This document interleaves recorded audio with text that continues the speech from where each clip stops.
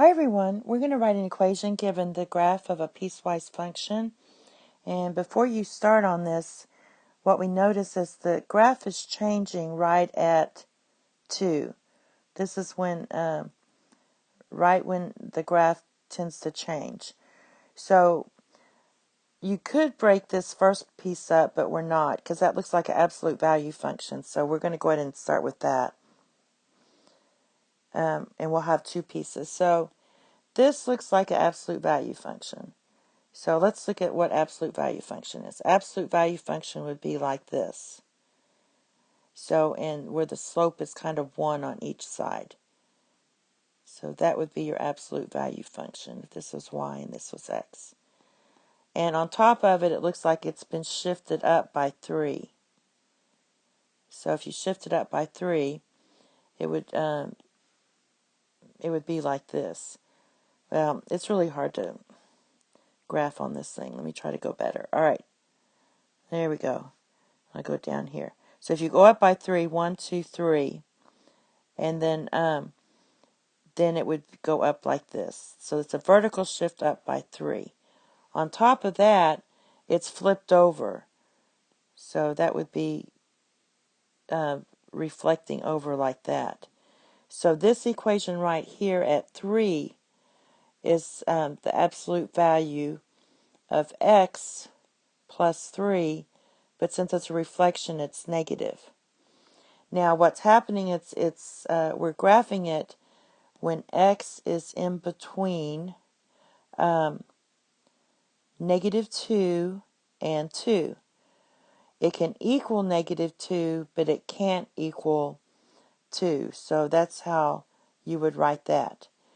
So that's what's happening on the left side of 2. Now let's look at what's happening on the right side of 2. On the right side of 2, you can see that's a line. You can also see that it's this form. You can also see it's a negative slope. So if I do the slope, we're going down 2 to the right 1. So rise over run. So the slope is going to be -2 because it's a negative slope. And our y-intercept, instead of doing algebra, we can just go, keep going. We'll go backwards. We'll go up 2 over 1, and then go up 2 over 1. So our y-intercept is at 2, because if you extended this, you would get the same type thing there.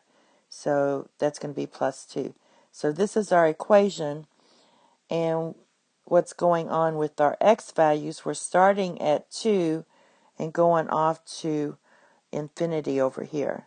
So that we can use all these x values. Just keep drawing it. So you would write this as x is greater than or equal to 2. So let's put it all together. We've got our f of x equals, I recall the first one was absolute value of x. It was shifted up by 3, and it's also reflection.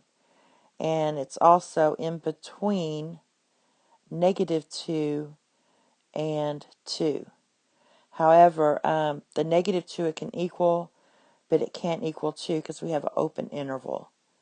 And this piece was our line, and that was going to be -2x because the slope was -2, and our y-intercept was 2.